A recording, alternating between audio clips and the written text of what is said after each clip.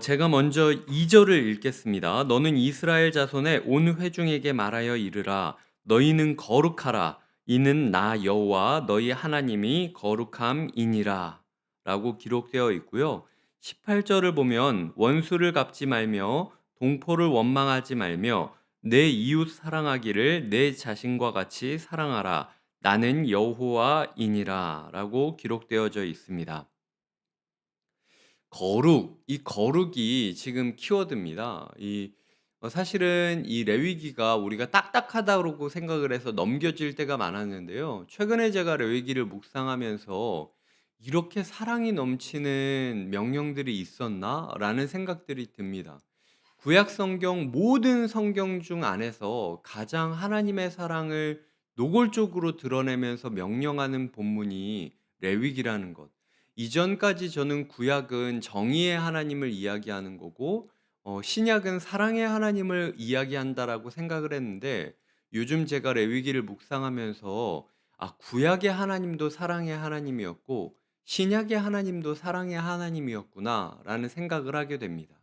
레위기는 초반부에 먼저 제사법에 대해서 이야기하면서 우리가 히브리서 묵상했을 때 아벨에 대해 묵상했듯 어떻게 예배로 드리는 게 정확하게 드리는 예배냐, 거룩한 예배냐, 이 다른 종교, 다른 예배와 달리 우리 기독교의 예배가 유별나고 당시 사람들과 다른 이유가 무엇이냐에 대해서 설명을 하는 것이고요.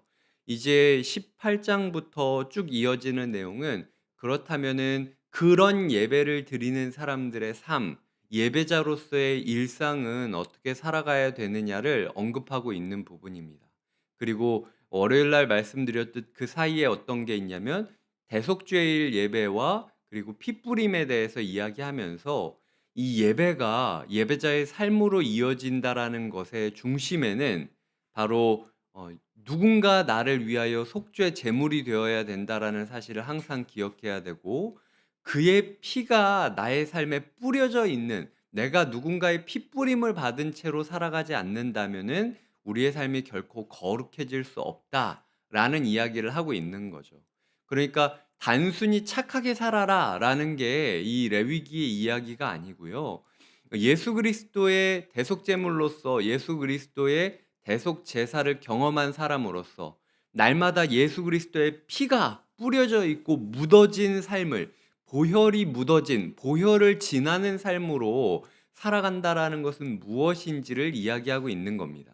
근데 주님께서는 오늘 1 절을 통하여 이렇게 얘기하고 있어요. "내가 직접 말했던 거다."라고 이야기를 하는 거죠. 이 19 장은 십계명의 이야기가 반복되고 있습니다. 그러니까 소위 말해서 십계명을 우리가 읽으셨을 때 '이게 너무 막연하다. 추상적인 개념이다. 누가 좀 설명을 했으면 좋겠다.'라는 생각이 드시면요.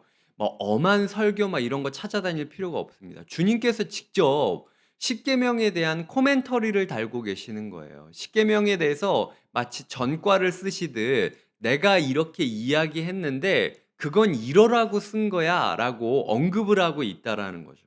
근데 그 핵심이 뭐라고 이야기하냐면 "너희는 거룩해라. 너희는 다른 사람들이랑 달라야 된다."라고 이야기를 하는 거예요. 왜? 내가 너희의 하나님이기 때문에. 너희가 나와 관계를 맺었기 때문에, 너희가 나와 동행한다라는 것 때문에 너희는 특별하고 다른 길을 걸어야 된다라고 이야기를 하고 있다라는 거죠. 근데 그게 핵심이 뭐냐고 18 절에 보면 내 이웃 사랑하기를 내 자신과 같이 사랑하라는 거예요. 결국 거룩의 핵심은 공동체와 함께 걸어간다라는 거죠. 내가 예배자로서 살아가기 위해서 개인적인 기도를 나누고 개인적인 경건 생활을 하고 개인적인 노력을 하는 거 이해합니다. 하지만 하나님께서 이야기하시는 건 "너 혼자 노력한다고 될 일이 아니야."라고 명확한 선을 그어 주셨다라는 거죠. 그래서 가족 공동체 가운데, 그리고 교회 공동체 가운데, 사회 공동체 가운데 변화된 모습이 없으면 결코 우리가 영적으로 나아갈 수 없다라는 이야기를 하고 계시는 거예요. 그러니까 우리의 경건 생활을 나의 노력과 나의 결심으로만 풀어가려고 할 게 아니라 내가 관계적으로 얽혀 있는 사람들과 어떤 관계를 맺느냐, 내가 이 사람들을 얼마나 사랑하느냐에 따라서 나의 영적인 생활이 바뀔 수 있다라는 생각을 가지고 사랑의 지경을 넓혀가는 게 필요하다라는 겁니다. 오늘 4절, 3절을 보시면요. 너희 각 사람은 부모를 경외하고 라고 이야기를 하고 있습니다. 이 부모라는 단어가 한글로는 부모라고 돼 있지만요. 히브리어는 이례적으로 어머니와 아버지를 경외하고 라고 기록을 하고 있습니다. 일단 순서가 부모가 아니에요. 모부인 겁니다.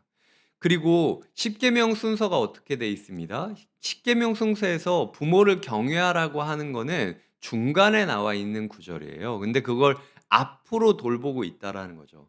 하나님께서 의도적으로 지금 순서를 바꾸신 겁니다.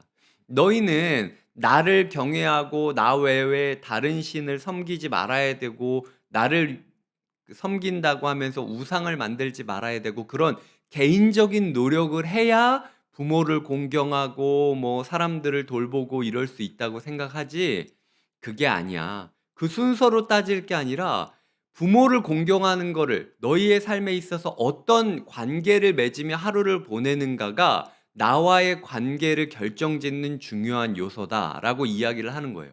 거기다가 그것도 그 당시 사회에서 아버지가 더 가장으로서 강한 역할을 하고 있었고 어머니는 부가적인 역할을 하고 있었거든요. 의도적으로 순서를 바꾼 거예요. 어머니를 앞으로 둠으로써 너희의 가정 가운데 너희가 나이 든 사람을 돌보고 약자를 돌보고 사회적인 약자를 얼마나 돌보고 공경하느냐에 따라서 달라질 수 있다라고 이야기하는 거죠. 십계명을 보면은 두 번이나 내 부모를 공경하라라고 이야기를 했습니다. 근데 오늘 레위기 본문은 내 부모를 내 어머니와 아버지를 경외하라라고 기록을 하고 있습니다. 이 경외라는 단어가 14절에 보면 내 하나님을 경외하라. 그리고 32절에 보면은 내 하나님을 경외하라라고 이야기를 하고 있습니다. 공경이 아니에요. 그냥 알아서 잘 모셔라라는 게 공경인데 경외라는 거는 예배의 단어에 쓸 때 사용되던 단어였습니다. 그러니까 너희 가정에 있어서 가장 연약하고 가장 힘들어하는 노모를 너희가 이 광야길을 걸으면서 사막길을 걷는데 우리 아버지 어머니 이제 노동력도 없어졌고 짐덩이처럼 여겨진다라고 생각할 게 아니라 마치 하나님한테 예배하듯이 섬겨야 된다라고 이야기를 하고 있다라는 거죠. 왜? 가정 안에서 가장 연약한 분이기 때문에. 그 약자를 내가 어떻게 돌보느냐가 내가 예배자로서 살아가느냐의 결정적인 요소를 규정 짓는다라는 겁니다. 그래서 19장 28절까지를 오늘 묵상해 보시면요. 약자를 어떻게 돌볼 수 있는지에 대해서 계속 설명하고 있어요. 그래서 하루 종일 오늘 이 말씀을 묵상하시면서 소위 서양은 팀 문화라고 이야기하기도 하죠. 내가 여기까지 할 수 있음에도 불구하고 이것을 남겨주고 이것을 베풀고 여기까지 호의를 베풀어 줄 수 있는 넉넉함이 우리의 삶 가운데 있어야 된다라는 것이죠. 그 넉넉함을 우리가 가지는 게 예배자로서 우리가 살아가는 하루의 방식이 되어야 한다라는 겁니다. 나 때문에 내 주변에 있던 정말로 누군가, 뭐, 택배를 가지러 오시는 분이라든지, 경비분이시라든지, 아니면은 마주치는 누군가라든지, 누군가가 나 때문에 조금이라도 행복할 수 있다면, 티내지 않으셔도 돼요. 내가 이렇게 하는 게 뭐, 오늘 말씀을 묵상했기 때문이고, 예수님이 이렇고, 이런 얘기 전혀 안 하셔도 됩니다. 안 하는 게 오히려 나아요. 중요한 거는 우리의 그러한 섬김으로 인하여 이 세상이 조금 더 따뜻해지고 조금 더 오붓해질 수 있다면 그것만으로 우리가 예배자로서 더 깊이 하나님과 동행하는 삶을 살아가고 있다라는 겁니다. 말씀을 맺겠습니다. 오늘 우리가 읽은 5절부터 8절까지 보면요. 뜬금없이 화목제물에 대해서 이야기하고 있습니다. 이 18장에서 저희가 강조했던 게 뭐라고 했죠?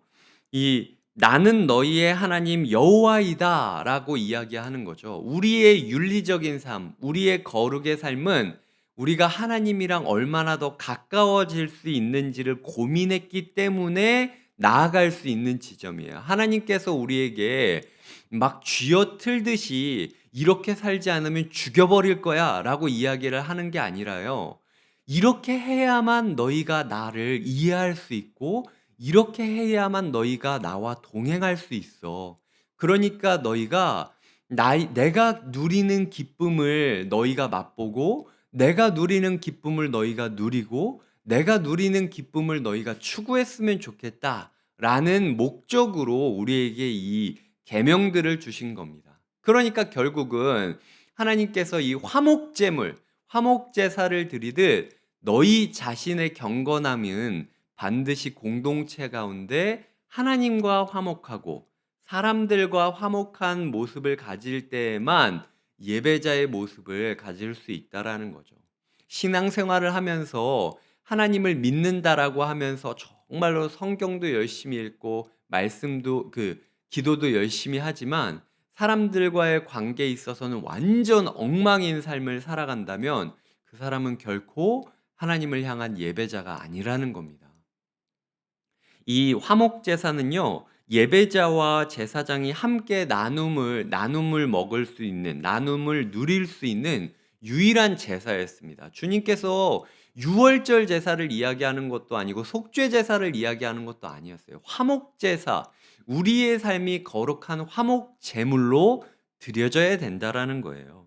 이 화목 제사의 특징은 누려야 된다라는 거였고 그리고 모아두지 말아야 된다라는 겁니다. 이틀 동안 이거를 누리고 그리고 3일째부터는 아무리 많이 남았어도 버려라라고 이야기를 하는 거죠. 이 화목제사의 중요한 원칙이 두 개 있습니다. 제가 제 말로 요약하자면 누릴 수 있을 때 누리고 나눌 수 있을 때 나눠라. 이게 화목제사의 핵심이에요. 하나님께서 오늘 우리의 삶이라는 시간을 주셨습니다. 그 시간 가운데 나의 경건을 위하여 나의 열심으로 내가 잘 살기 위하여 어떻게든 모아두고 있어 봤자요. 3일이 지나면 다 버려야 됩니다.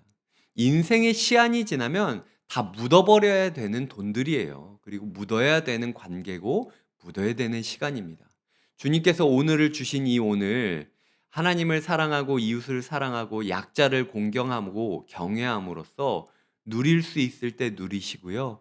나눌 수 있을 때 나누셨으면 좋겠습니다. 진정한 그 화목으로 인하여 하나님과 거룩한 삶을 사시기를 부탁드리고 또 응원하며 우리가 함께 기도의 자리로 나아가도록 하겠습니다. 이 시간 함께 기도하겠습니다. 오늘 우리가 함께 기도할 때 하나님 우리가 십계명을 지키는 거룩한 사람이 되게 하여 주시옵소서. 나 혼자 내가 율법을 지키려고 안간힘을 쓰는 것이 아니라 사람들과 화목하고 내가 오늘 마주한 사람들과의 관계 가운데 사랑과 그리고 돌봄을 통하여 내 주변이 따뜻하게 만드는 사람이 되게 하여 주시옵소서. 누릴 수 있을 때 누리고 나눌 수 있을 때 나누게 하여 주시옵소서. 우리가 마음을 다하여 기도하도록 하겠습니다. 기도하시겠습니다. 하나님 아버지, 오늘 우리가 하나님 아버지의 말씀을 맞이합니다. 주님, 십계명이 어떻게 지켜져야 되는지에 대해서 친히 말씀해 주신 하나님의 말씀을 마주합니다. 하나님을 경외한다라는 것은 약자를 경외한다라는 것임을 깨닫게 하여 주시옵소서. 그저 내 삶에 남는 것들을 던져주고 생색내는 것이 아니라 마치 하나님께 예배하듯이 사람들을 예배하는 모습을 가져야 된다라는 사실을 깨닫게 됩니다.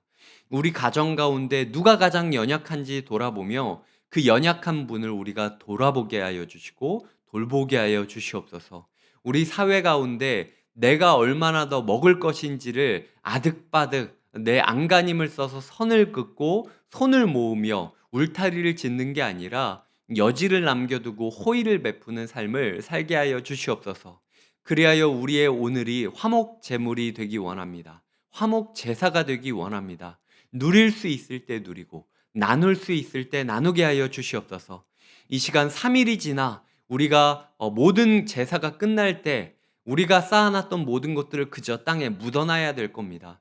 우리의 돈, 우리의 시간, 우리의 여러 가지 관계들, 우리의 마음과 생각들, 주님, 내가 죽음을 앞두고 있는 인생으로서 아득바득 쌓아두려고 노력하는 것이 아니라 이제는 조금 베풀며 함께 화목 제사를 누리는 하루가 되게 하여 주시옵소서. 감사하고 예수님의 이름으로 기도드립니다. 아멘.